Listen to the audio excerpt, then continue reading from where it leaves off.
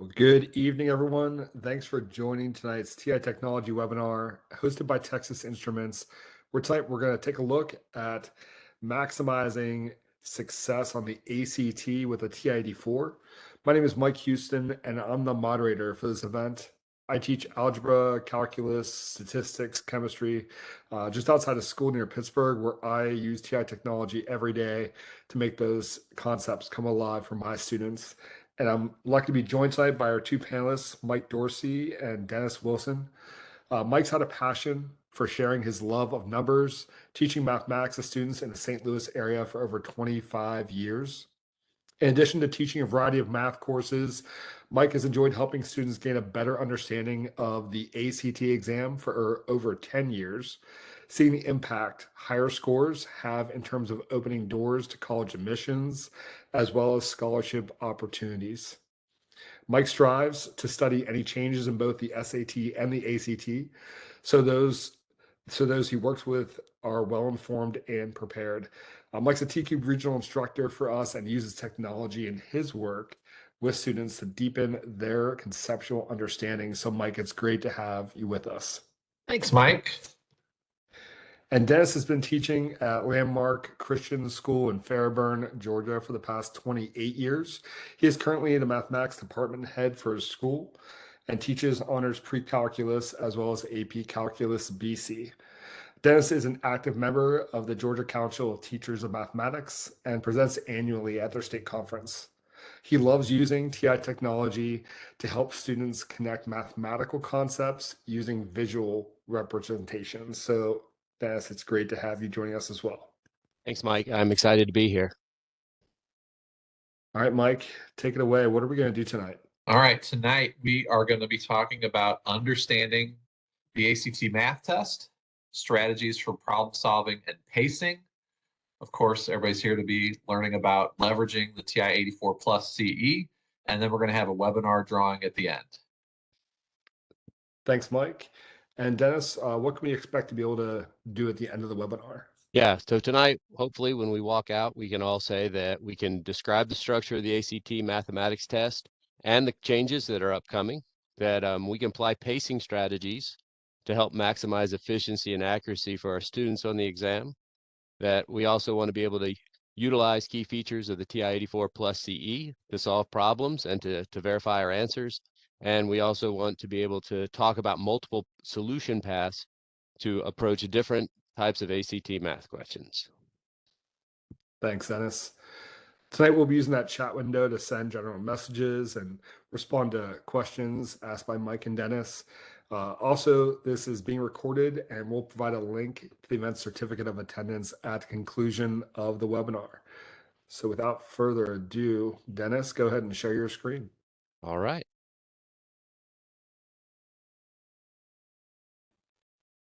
So hopefully everybody's seeing what I'm looking at on my screen.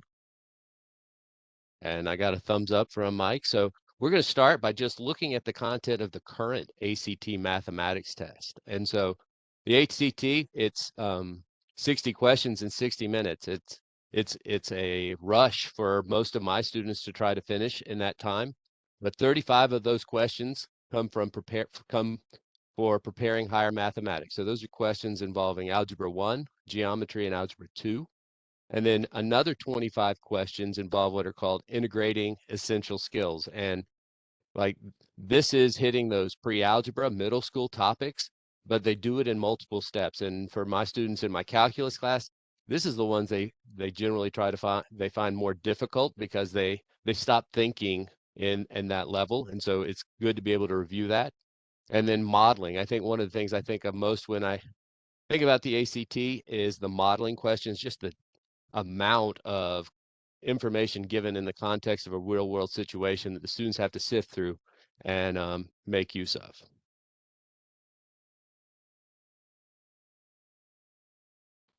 So over the summer, ACT announced, I guess they're trying to compete with the SAT, who really condensed their test to give more of a 2.5-hour testing experience and more time per question. So ACT wants to follow suit.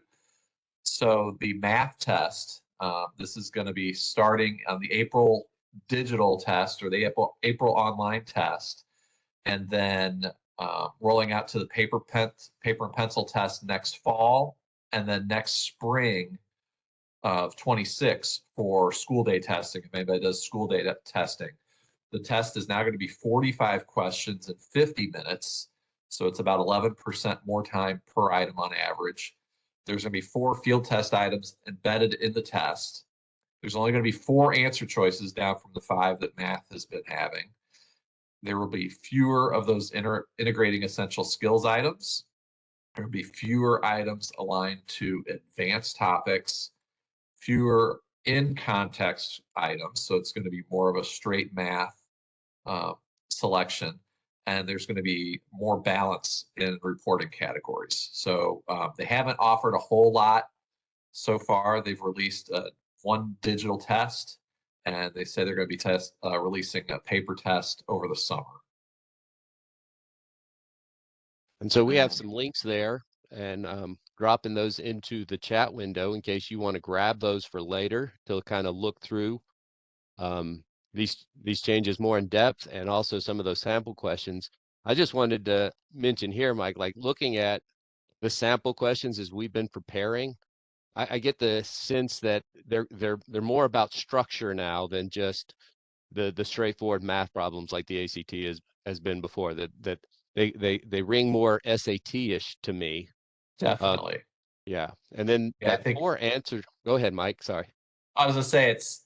I've always thought like the SAT. You have to know some more.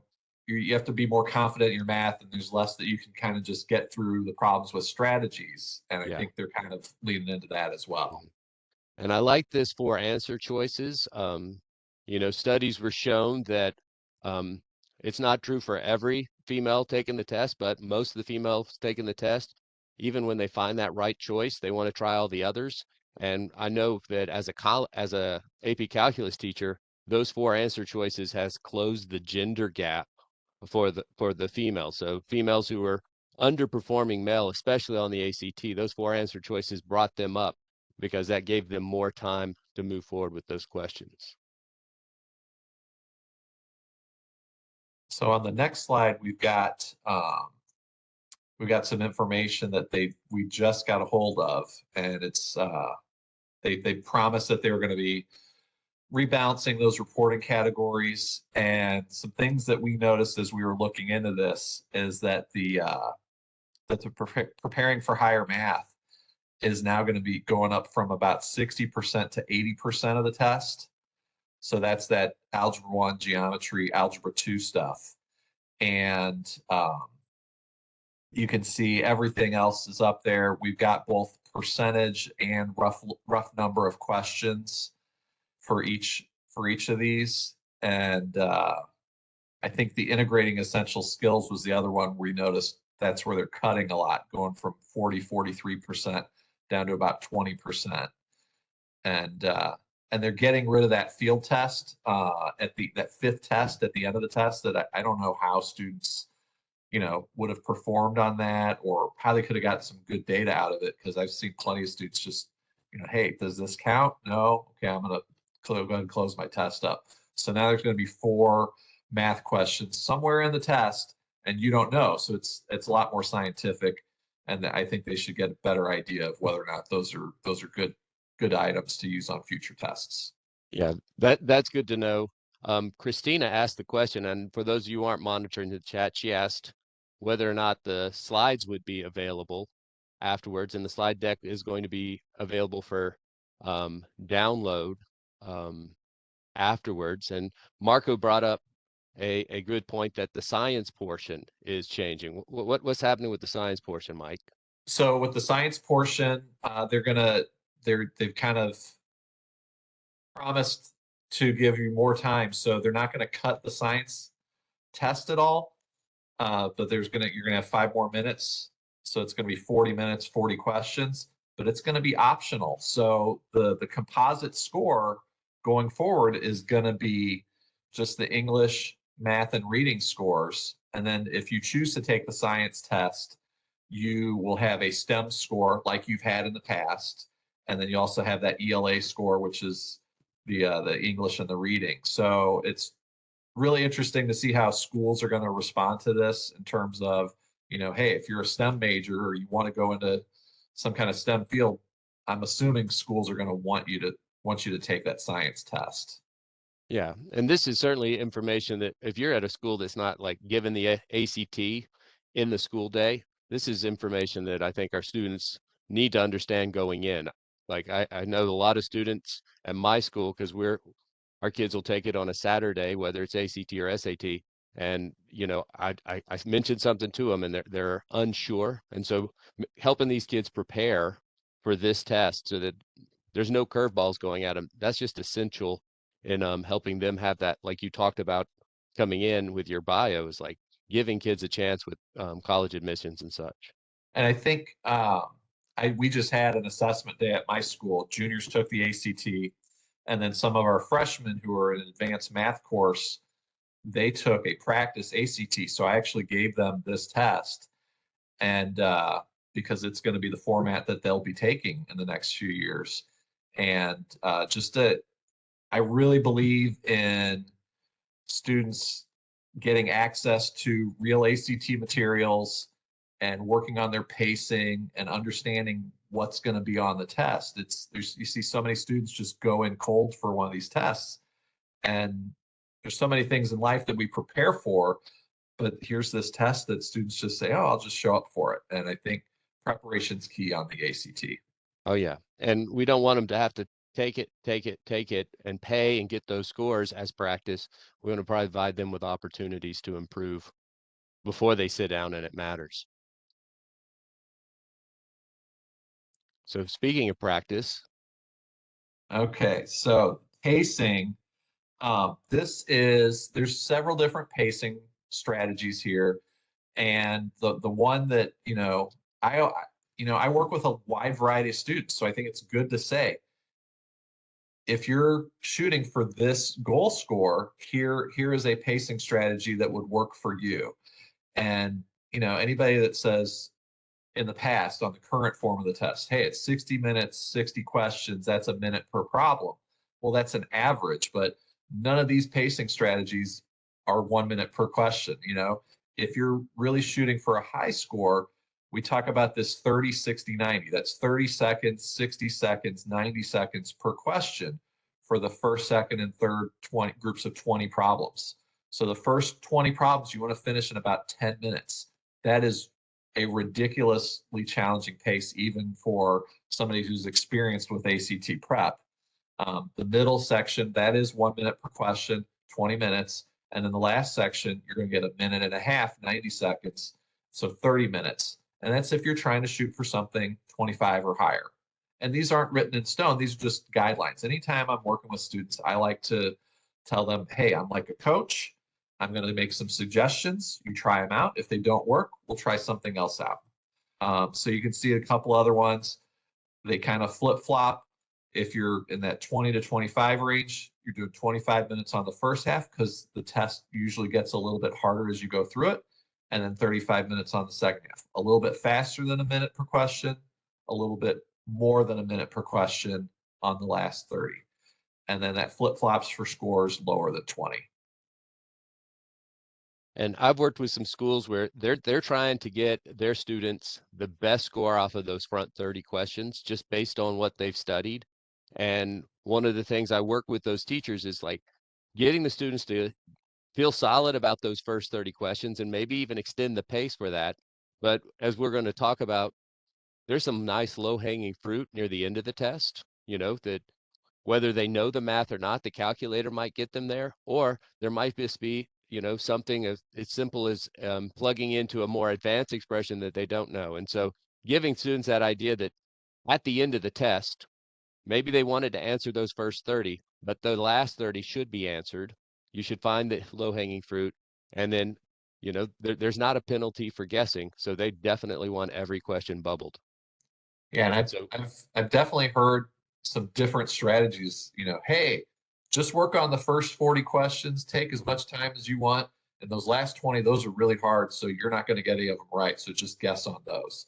And I just, oh my goodness, there's definitely some problems all over the test that are going to be accessible for students, especially if you know how to use your calculator and you recognize different structures of problems and things that are kind of just hiding in the background of problems where there's something going on there that makes it a little simpler than it appears on the surface level. Yes.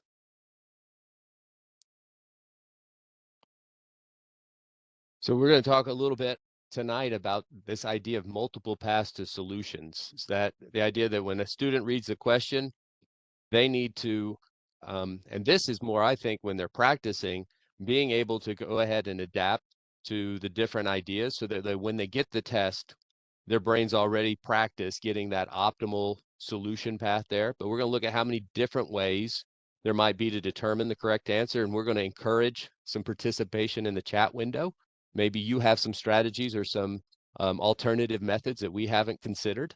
And we want to be able to get our students to look for and be open to those. And we want to ask you what might be the most approachable method for your students, because we all teach different students and one group is different than another. And so maybe you've got some great ideas.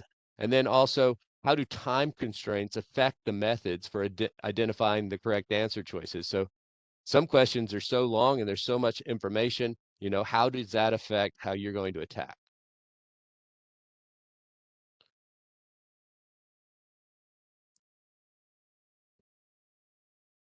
Okay, so we're going to start digging into some features and functionality of the TI-84 Plus. And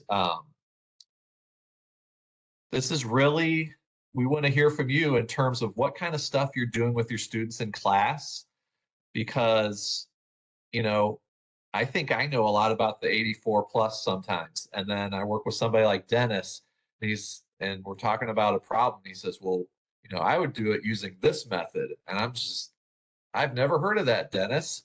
So we got some really cool stuff to show you and to share. And we really want to hear kind of how you would approach it and what your students have been exposed to. For instance, one thing that we were talking about was, I would say, hey, would we look at the table on this? And, maybe you use the tables a lot in your class, or maybe you don't touch tables. So we wouldn't want to show students something on a problem that's not something they're familiar with. We want them to, know how to maximize what their comfort level is. We don't want to confuse them going into the test.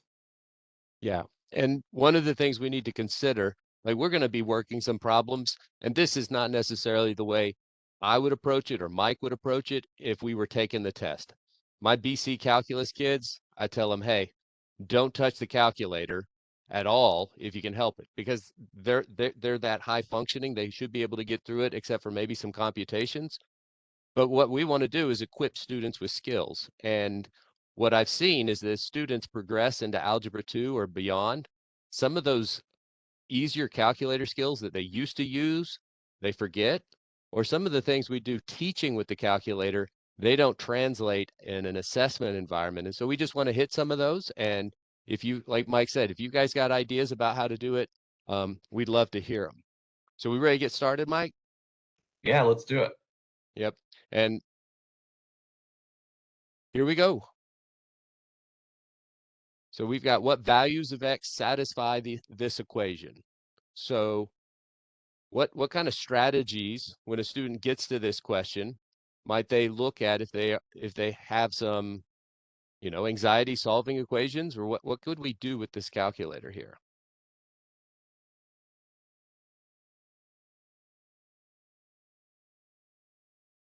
So this is a great example of something where, as math teachers, we might look at this and say, boy, they should be able to solve that, right? But I was definitely working with a student a couple years ago, and there was one exactly like this, and he wasn't able to solve it. So we're seeing people say graphing and numeric solver are the are the are the popular responses here. So Yeah. graph, numeric solver, equation solver. So I think all of us know kind of how to graph. And, I teach that to my Algebra 1 students early. Very complicated equations. They're like, how am I supposed to solve this? graph the left side, graph the right side, find that intersection. But let's go ahead and take a look at the numeric solver, because I think that ends up being an overlooked piece on the TI-84. So if you're familiar, way back in the 83, the numeric solver, you would press math and it would be at the bottom of the list. Well, this list has been growing as the calculator got adapted. And what TI has done is really nice. It's still at the bottom of the list. And the quickest way to go to the bottom of the list is after I press math, I'm going to press up. And there's my numeric solver. So I'm going to press enter. And we're going to type in these two expressions. So the first expression is the expression on the left side of the equation. So I have -2 times the quantity 3x plus 4. And then I'm going to press down to go into the second expression. And I'm going to have 3 times 2 minus 3x. And you can see once I have a second expression going, it's giving me that okay. So in most of the stuff in the 84 now, we get these tabs that correspond with our top row keys, our function keys. And so if I hit the graph key for okay, what it does is it finds all the variables there. So this problem only has x, but if I was doing a problem with Pythagorean theorem, it might have a, b, and c. It finds those variables in the expression and it puts them in, and I can put in all but one and it will solve for the other. So right now, x equals 0. That is a, I tell my students we're priming the pump. Where do we want to start looking first? And since this is just a linear equation, we only have to worry about one solution. So I'm just going to hit graph or solve, and I get 4.6 repeating. Oh my. What am I going to do here, Mike? God, I don't see that as an answer. I don't either, but what I could do is I could go back to my calculator screen All and right. type in 4.666, and I need to do several of those sixes. Okay. So we could go back, go ahead and type those in. But one of the things that's nice about the numeric solver is now that X is kind of stored in there. So if I press second mode to quit and go home, and I just press this X key, it's gone ahead and stored that value in there for me. And so Nice. I could go ahead and get that math key and get that fraction, and I get that 14/3 as we were looking for. But what's really nice is regardless of whatever variable, that last one you solve for, the calculator has put that into that variable. So if I was doing, like I said before, Pythagorean theorem, and I solve for C, C is going to get stored as my answer, and I can use that when I come back into the home window. And that math fraction, I don't know how much teachers talk about that stuff in class, but when I'm working with students privately, that's definitely one of the things that I'm showing them. Oh my goodness, they said this is not allowed on the New Jersey state exam, this this option. So yeah, so that's going to vary from state to state. And so we can talk about some other ones that people were talking about, like starting with that middle number, All right. because the choices are in order numerically, Yeah. if you would know. And then the other thing is, just typing in those answer choices and seeing, what works out. So I'm just going to type in that exact equation, and I'm going to press second test to get that equal sign, second math for test to get the equal sign, and I'm going to put that expression in. And what my calculator is going to do is, whoops, 2 minus 3x. What my calculator is going to do here for me is it's going to substitute whatever value is stored in for x, and if it's true, it'll say 1. And because x is still at 4.667, I'm getting a 1. But if I had stored that -1, so to store a value, -1, store x. And now if I go back and cut and paste, I'm getting a 0. That's a false. Okay. Now some people in the chat are talking about, hey, wouldn't graphing this just be quicker? And I think okay, that's definitely worth talking about. And, I really like having students know a couple different ways to solve something like this, so that weird things happen when you take the test, you're freaking out a little bit. And if you've got a couple of couple of tools in your toolbox, then you can grab one if you forget about another one. Yeah. So definitely, and you know, is the intersection in the standard window? Do I have to change the window? And that's a great question. Like, hey, if we do intersect on this, calculate the intersection, does it have to be visible or is it going to still find it? All right, so let's try that. So it's not in the visible window. So second trace to get that calc menu, 5 for intersect, first curve, second curve. And the guess is important if I had multiple solutions to find, but I'm only going to have one, and it finds that value for me. And what's nice again, you see that it says x equals 4.667. You remember I stored -1 as x, but now because my intersection found it, it's stored as x again. So Nice. really nice that that calculator's storing x whenever I get to it. And I think, And I was going to go say, I ahead, Mike. think on older versions of the software, you had to change. I don't know if I remember that back years and years ago, if you had to see it or not. Yeah. But So you don't got a anymore. question, does it store y as well? And so as a calculus teacher, I often want the y value. So to get the y value, all I would do is I'd go to alpha trace for the shortcut for y1, and I would substitute that x value in, and there's my y value. And so you can get the y value, but it's storing that x value. And so Gerald brings up a good point. If we graph left minus right, we're always going to get the 0 right there in that intersection. Okay. And often just being able to see that that 0 makes things quicker on these 5. But what we're saying, as we said coming in, we're talking about lots of different strategies, giving students different ways with which this calculator might do stuff. Man, that's a lot of good input from our audience just on that first question. Definitely. And All right, there were a so couple people that again, wow, I didn't know you could do that solve thing on there. And I think yeah, this is one of those things where we talk about, this is stuff that I'm doing with students when I'm doing ACT prep with them. When I'm teaching a math class, it's very different in terms of, what I'm expecting students to demonstrate their knowledge of versus have the tool do stuff for them.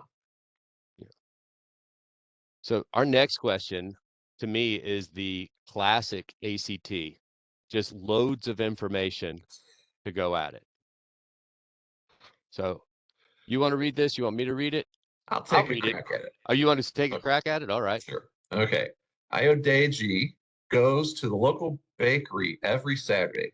2 weeks ago, Ayodeji purchased 4 muffins and 5 cookies for a total of $4.26. Last week, he purchased 8 muffins but no cookies and spent $5.92. Today, he only has $5. Given that none of the prices have changed and that tax is not charged, what's the maximum number of cookies that he can purchase? Wow, there's a lot there. There's a whole lot there. And one of the things I'm noticing is like this is sitting right there in the middle of the test. Ooh. And so students had to go in, had to find this information, put it together. And what I've always told my students is like, if you see a big chunk of a problem, that's a huge time commitment. It might be better to go ahead and circle that problem and work your way back when you have collected time from some of the other easier questions. Marco said the length of this problem is going to be a big turnoff for a lot of students. And I think a lot of students look at this and just say, oh, that's too long. I don't have time to do it. And I think that is one of the things that ACT has responded to. And they're trying to shorten up some of these longer, wordy problems. Yeah. So one of the first things our students are going to have to do if they do decide to enter this problem is set up that system. And so we've set up that system here for you. And so we've got a system of equations. What is our plan of attack for getting a solution to this system now? How many ways can you solve this? So Val says the second equation gives us the price of the muffin pretty quickly. Yep. Albert says use matrices. Matrices. So we can take a look at those matrices. One of the things about the matrices is you're entering into either a skill that the student has yet to learn, and it's kind of black boxish. You know, what is this RREF that we might be using? And so we could certainly look at that. But there's an app for that, and Maria's brought it out, the Poly Simultaneous app. So I'm going to press the apps key. And this is just the standard apps that come on all the TI-84 pluses. And you can see right there, number 9, Poly Simultaneous 2. So I'm going to hit number 9, and I've got the choice. I've got to find polynomial roots or simultaneous equation solver. And so we want number 2, and we're going to hit enter. And at this point, we're telling them about the problem. So how many equations, how many unknowns, but that part underneath, I really like. And we got the question, are apps allowed on the ACT? The apps are allowed on the ACT. Yeah. So ACT is well aware what's preloaded on this calculator. And if you do any programming in class, you could even write programs provided that they don't use But it's not doing computer algebra systems. Yeah, they're not computer algebra systems. So if you wrote a program to solve systems that use matrices, you could do that. Or if you wrote a quadratic formula, Val says, who's going to check that calculator? I have heard stories of vigilant proctors at the door of the ACT that wipe the memories of calculators. I've had students turned away with legitimate calculators, so those aren't necessarily the proctors you're describing. They're the ones that are just like, let's get rid of all calculators. What I like about this app is that you can see there are 4 modes down here. I got auto, I got normal scientific engineering, float modes, radian and degrees. This is really nice because I don't have to go into the mode of the calculator to change it. Just for using the app, I can make those changes if necessary. So this is huge. My students that are in physics classes and they get, the free body diagrams and trying to get static equilibrium, and they're throwing cosines in, and I don't let them use degree mode, so they can do that degree mode right there. So I'm going to press the graph key for next, and it goes ahead and fills in a system of equations for us. So I'm just going to enter those values, and with each value, I'll press enter. So 4, and I press enter, and I want you to notice that right here, it's asking me, do I want to add the y or subtract? And since I'm adding the next term, I'm going to hit enter, and then I've got 5y, enter, 4.26, then 8, and you can see it's just pressing enter through those keys. And as we were talking about this one, as we were talking about this one, we noticed, these were not very friendly numbers. I mean, no. ACT says, you can do this test without a calculator. I think this one is pretty disgusting in terms of, playing around with these numbers. Yeah. I think Albert suggested earlier that we could divide that one equation by 8 to get that muffin price, which is right. But I don't know how many students are going to look at that and go, okay, 8 goes into 59. At that moment, they're slowing themselves down. And so this is definitely something that even my BC students, they need to grab that calculator. So now that I have the equation, I'm just going to click solve. And I've got 2 values there. But unfortunately, that's not the way I was expecting those prices, right? If we're talking about cookies and muffins, I don't want to go, hey, I want 37/50ths of a dollar. And what's really nice, once again, right here, I've got a toggle. And if I hit that graph key, I'm getting the 2 different values. And what I want you to see is, like, notice right up here where it says DEC. This is the decimal mode. And you can see it's just changing the calculator mode while I'm in the app. And so there's my values. And so the price of the cookies is 26 cents, right? But I don't see 26 as an answer. And thank goodness they didn't put it there. That would have been one of those halfway answers we need to really try to avoid. So make sure you always read the question before you choose that answer and say, hey, am I really answering this question? Yeah, that halfway answer is a common theme in the ACT question. You got it, and that doesn't answer the actual question. So now I'm going to go to second quit, knowing that that answer is 26 for the muffins. So I quit, and I'm going to quit the app. And so $5 divided by that 0.26 and 19.23 cookies. So the most I can get is the 19.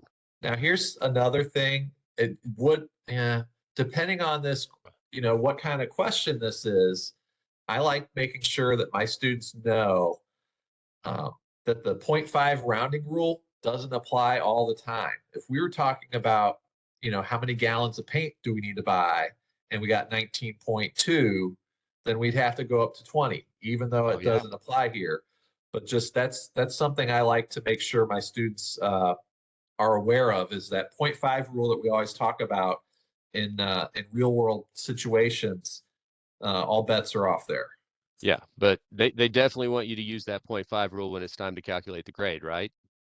Absolutely, yeah, Yeah. for sure. Yeah. But yeah, that's the great point of like thinking through that problem. This problem is so deep and rich in terms of the amount required for the student, and they got a minute to do it. And something else I want everybody to notice as we're going through these problems is the problem numbers. So, I usually want my students to be cruising through those first 30 questions, try to get at least 25 out of those first 30.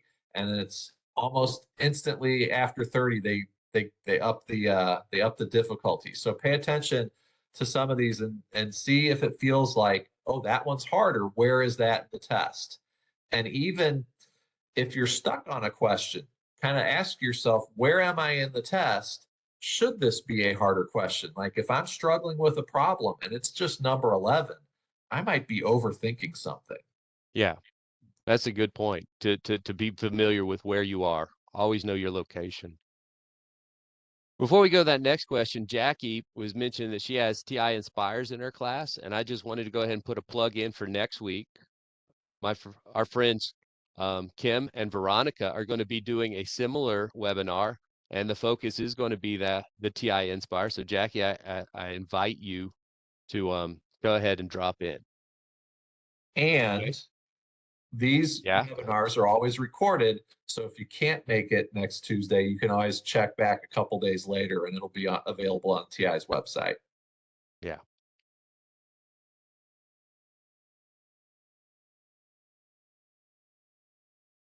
Okay, Jay's got, he says 8 muffins for $5.92 and 74 cents per muffin. If he buys 4 muffins and spends $2.96, he has $1.30 left for 5 cookies at 26 cents per cookie. He can buy 19 cookies, $4.94, and no muffins. Yeah. Nice. So this next question we chose because in this point we've gone from question 30 something to 42, but we wanted to jump because this making use of that same app, the Poly Simultaneous 2 app. So when I first started teaching chemistry, oh, don't tell anybody, I used to teach chemistry. Like I went ahead and programmed the quadratic formula on those calculators just so that I didn't have to teach them other pieces that they weren't getting in math. But here's the quadratic formula, and that's not required anymore. And this calculator is going to solve polynomial for polynomial roots. And even better is you can see that this question is hinting it might be a complex root. Okay, a complex root with imaginary part. So we're going to go ahead and we're going to press the apps key again to get to that poly simultaneous. And I so like I'm going to hit 9. how Dennis is, when he goes to the menu, instead of arrowing down, he just hits that 9. Yeah. I'm big on keystrokes also. Hey, if there's a way to shorten your time on the calculator just by doing something with your keystrokes, go for it, because as that accumulates throughout the test, you might get to one or more a couple more questions if you're running out of time. If you didn't arrow down and just hit 9 to get there. Yeah. And I'm always verbalizing the number and what I'm choosing in hope that like they're sitting in that test and they hear Mr. Wilson go 9 for polysimultaneous app, 9 for polysimultaneous act, or second mode to quit and go home, because those number choices, they might change. TI's done a really good job on the 84 putting things in a good place, but I always want to go ahead and mention what those numbers and the choices. So here we're going to do the number 1 for polynomial root finder. And this is a second order root. And because we might get some imaginary parts here, notice this wasn't in there for the linear systems, but we can now see I can change this mode into the two choices for complex. So I'm going to go ahead and hit enter on the rectangular complex mode. Everything else looks good. And so I'm going to hit graph for next.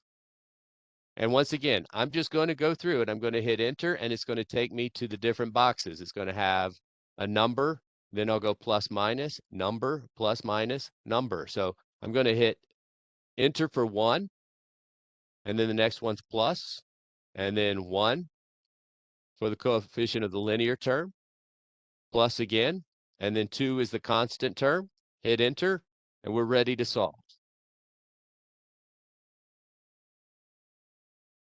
And just like that, we've got our answer.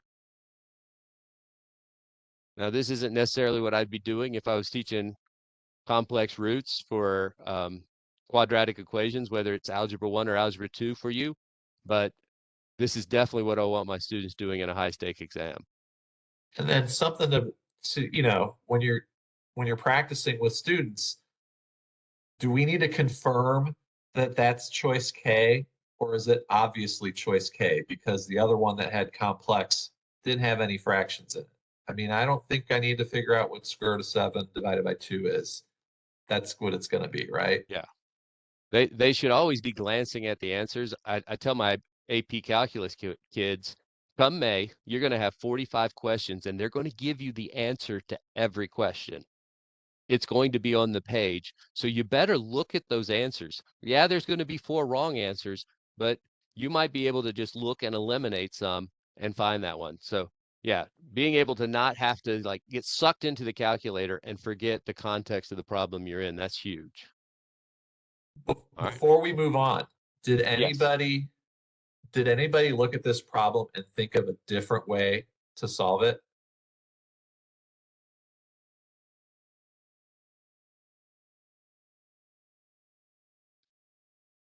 Okay, so people are saying yes, graphing, quadratic formula, these are all great. Completing the square, my kids' teachers love completing the square. They didn't even let them use the vertex formula. The one thing I was thinking was, ooh, we got discriminant. Ooh, I like that. The one thing I was thinking about was, could we just substitute values into the equation Mm-hmm. and Well, just use logic? yeah, well, I loved the comment Jay started with.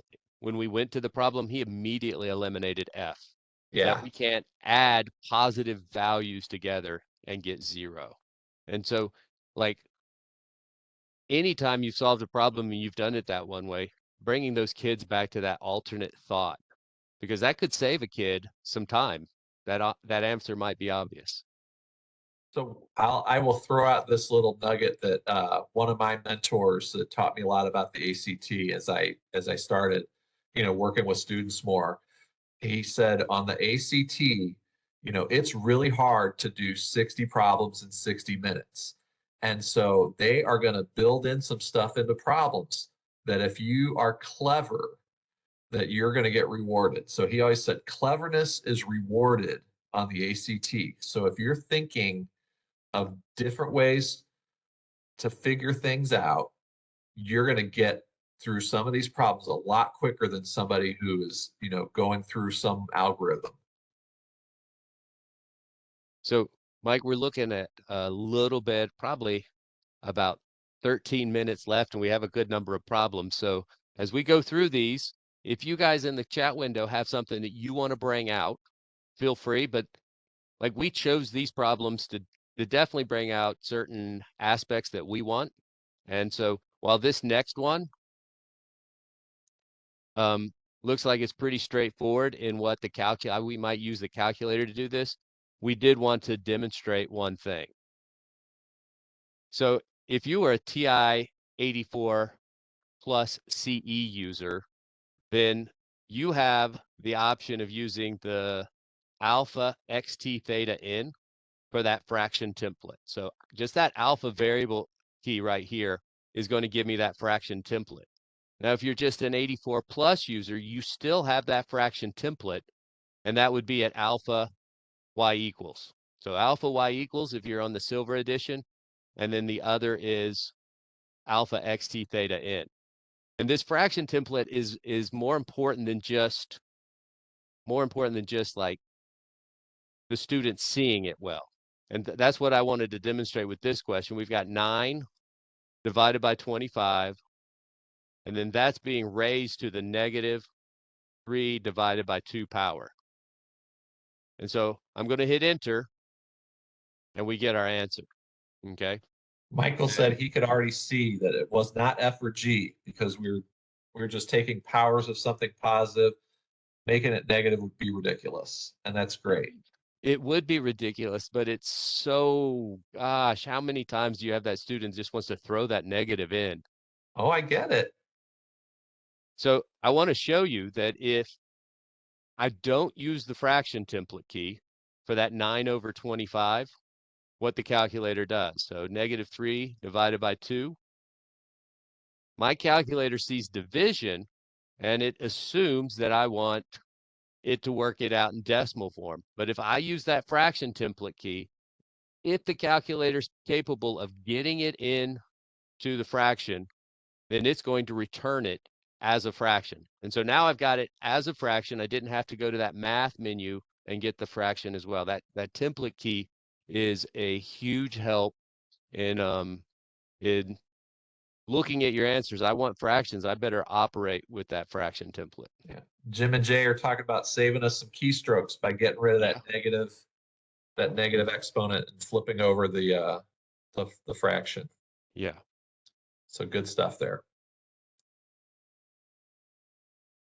And Here's one of my favorites. Oh my goodness. Like everybody who does complex numbers, like this is definitely type of thing you put on a test, right? And hey, you got to recognize those patterns, the powers of I. But on the ACT, when you're in a time crunch, what are you going to do?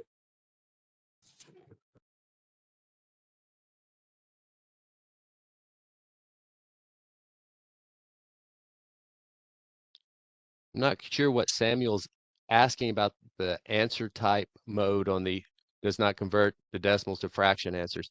So if you're updated on the 84 silver edition and use the fraction template, it will keep it in fraction. So coming back to this, Mike, what am I going to do here? Well, Anna and Samuel are saying plug it in, do the math. All right. Mm-hmm. And Cheng Jin says make sure you're in complex mode. All right. Well, Yeah. I'm gonna be like, okay, I'm just in a real mode here. Okay. I'm gonna play the ignorant student, not knowing more. Is that all right? So Okay, I is second decimal. All right, so second decimal, I cubed minus I, second decimal, and then I to the fifth. Oh no, Justin's talking about copying off of some smart kid next to him. Well, I started to subtract and I hadn't gotten out of that exponent. That is a common mistake that students do. Totally. My students mix up negative and minus a lot too. Mm-hmm. It's like those are different buttons, guys. Okay, so I hit enter and I'm in the real mode. So it doesn't matter, does it? So if the calculator sees I, it's like, hey, it wants a complex number. And so if we're dealing with complex numbers, Mike, you have more experience with these ACT questions. Is it a necessary that I go ahead and tell my kids to be in that real mode? I mean, into the complex mode, or are they going to be at a disadvantage being in real? I don't think so. I mean, it's given us the output we need. I know one thing that I see sometimes when you get a complex number is it might do something. It might say -1 plus 2.38 e negative 5I. Yeah. And it's letting your students know, hey, what is that 2.38 e negative 5? What does that number represent? And the calculator is trying really hard to get this right for you, but you need to recognize that that is just a very small number, and you can consider that to be 0. Yeah. Jennifer brought up a good point that a student enters in and could substitute that square root of -1 in place of I. And in that case, they would have to be in that complex mode. But a lot of good stuff here. And the thing is like we were talking earlier about those kids that wanted to get those first 30 problems done. And while complex numbers might not have been their thing, if they can remember the little tricks with the calculator, this could be really helpful. And so everybody take a look at what number this is. This is number 55. Is this one of the hardest questions on the test if you have a calculator that has an I button? Yeah. And I love this question because it's really looking at that structure. We have a comment there that we just factor out that I squared in the denominator. Things divide out really nicely and we can get that -1. But, in terms of using the calculator and a student that might not see that structure, this is a low-hanging fruit that they can get to. I do love that recognition of the factoring though. I just automatically go to let's type it in. I'm in a hurry. I need to finish this test. But conceptually, I love seeing that there's common factors there. That's great stuff. Yeah.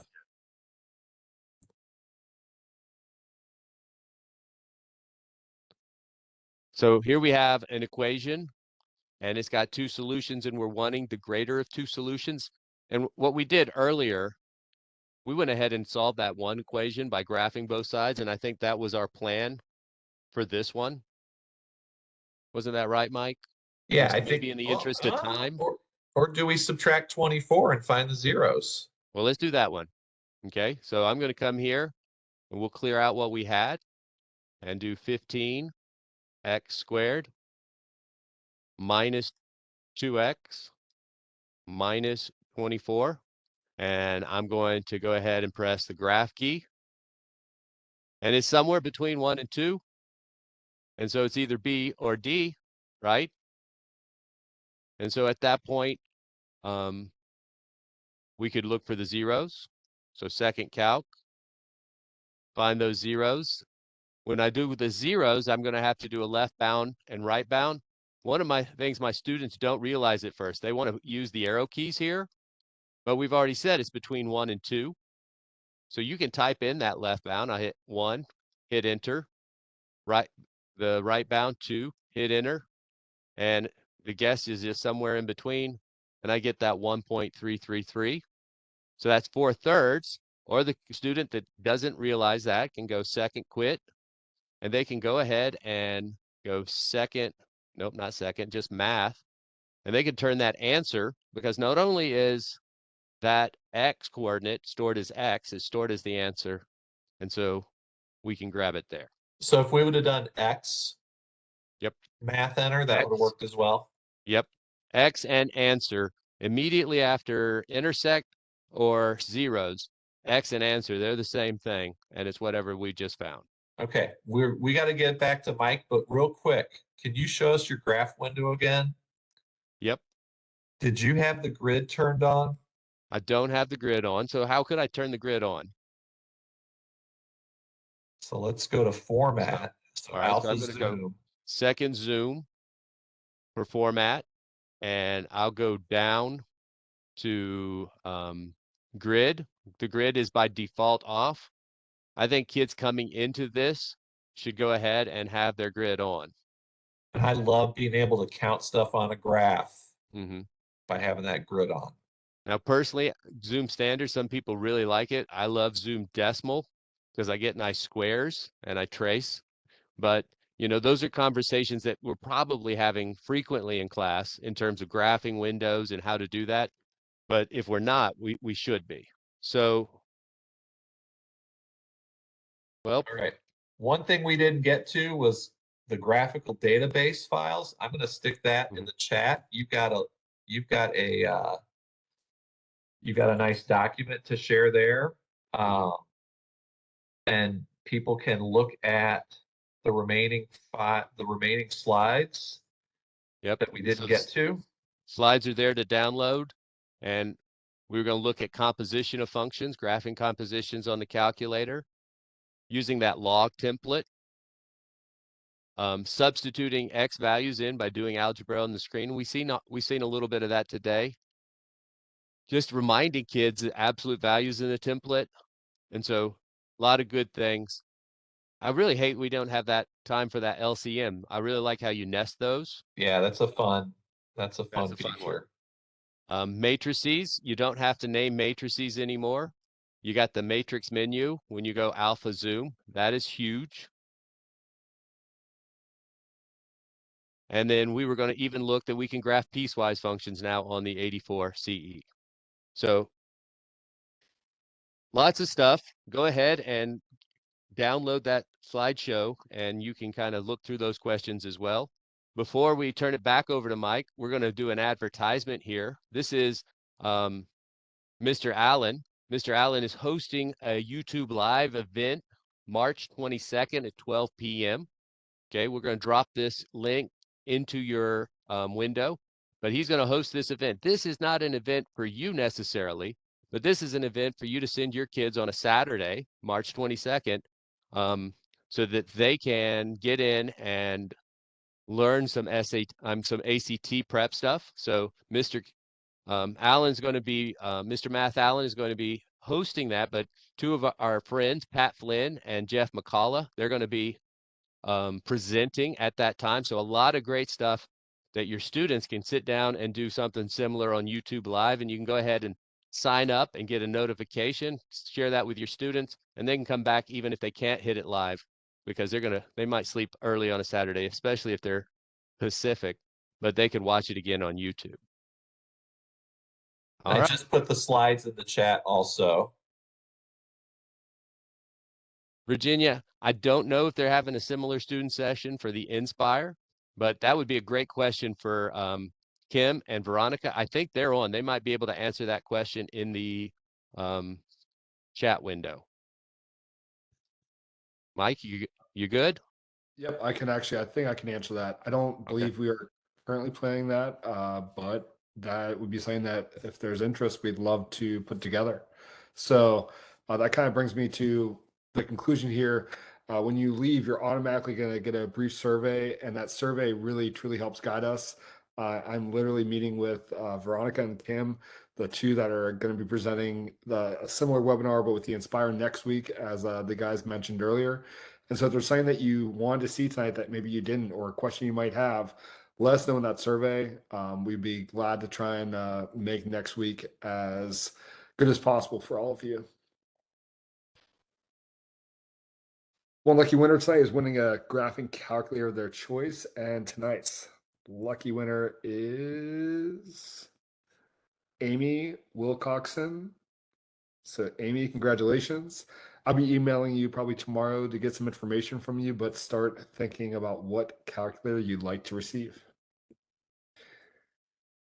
And to get those documents that Dennis and Mike had referred to recently, go ahead and copy or click the link in the chat window.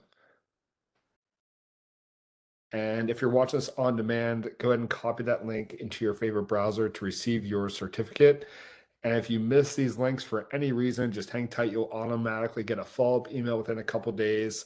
And that follow-up email contains my favorite three: the documents link, the certificate link, and also a link to the recording so you can watch this again at your own pace.